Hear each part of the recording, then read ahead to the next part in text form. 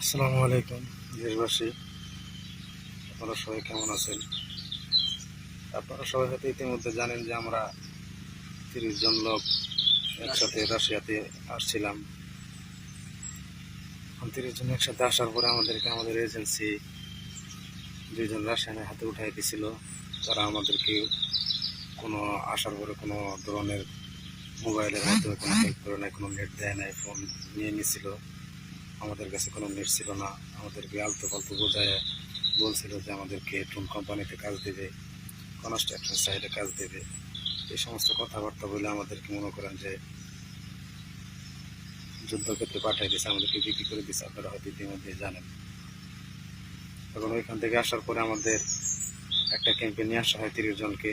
ওইখান থেকে 14 জনকে এক ক্যাম্পে পাঠানো হয়, আর আমাদের 16 জনকে আরেক ক্যাম্পে পাঠানো হয়। এখানে নিয়ে আসার পর আমাদেরকে 3 থেকে 4 দিন ট্রেনিং করানোর পর 5 জন 6 জন করে একদম ফোন লাইনে পাঠানো হয়েছে যুদ্ধ করার জন্য।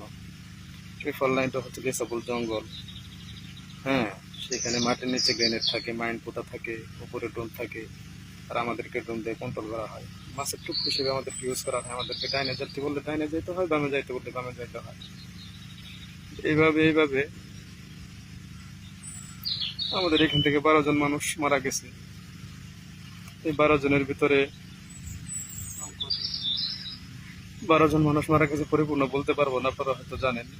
হ্যাঁ, আমরা 4 জন এখন জীবিত আছি, আমরা 4 জনই আহত। এই যে মাইনুদ্দিন ভাই আমার সাথে, ওনার বাড়ি চাঁদপুরে, মাথায় টোন হামলায় আহত হয়েছে।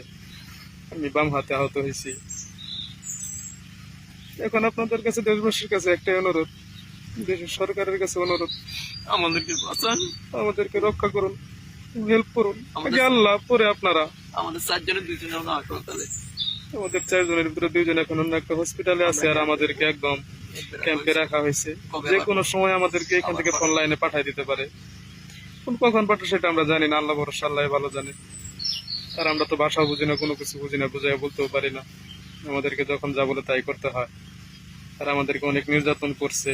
ফোন লাইন থেকে যখন আমরা হতে হয়ে ফেরত আসছি, তখন আমাদেরকে ওই অবস্থায় আবার যাইতে বলে ফোন লাইনের যুদ্ধের জন্য।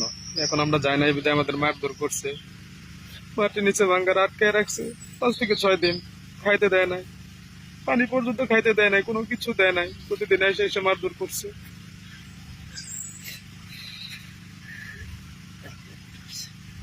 আপনাদের কাছে একটা অনুরোধ, দেশের প্রধানমন্ত্রীর কাছে অনুরোধ, আমাদেরকে বাঁচান, আমাদের সবাইকে রক্ষা করতে হেল্প করেন। দেশবাসীর কাছে একটা অনুরোধ। আর সবার বাড়িতে ছোট ছোট বাচ্চা আছে, আমার বাড়িতে একটা 5 মাসের বাচ্চা আছে। আমরা তো এই জীবন চাই নাই।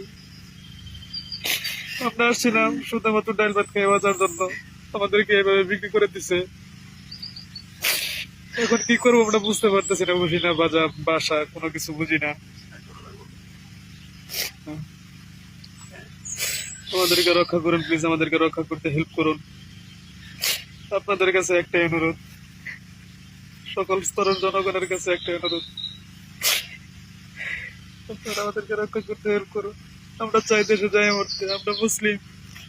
আমরা চাই আমাদের মৃত্যুর পর যেন জানাজা হয়। এইভাবে শিয়াল কুকুরের মতো আমরা মরতে চাই না। প্লিজ আমাদেরকে রক্ষা করতে হেল্প করুন। আপনাদের কাছে একটাই আহ্বান। আর আমরা ফোন চালাচ্ছি এখানে, লুকায় লুকায় একটা ফোন কিনছি হসপিটালে নেওয়ার পর। তারা এখানে জানে না যে আমাদের কাছে ফোন আছে, লুকায় লুকায় ব্যবহার করতেছি। আমরা দেশের থেকে যে মোবাইল গুলো আনছি, তারা সে মোবাইল গুলো নিয়ে নিছে। এখন পরে আল্লাহ, আল্লাহর পরে মানুষ। আমরা তো মাত্র চেষ্টা করতে পারি। সকল স্তরের মানুষের কাছে আমাদের অনুরোধ, স্টুডেন্ট মানুষ, যত ধরনের মানুষ আছে সবাই আমাদেরকে রক্ষা করতে হেল্প করুন। প্লিজ হেল্প করুন প্লিজ।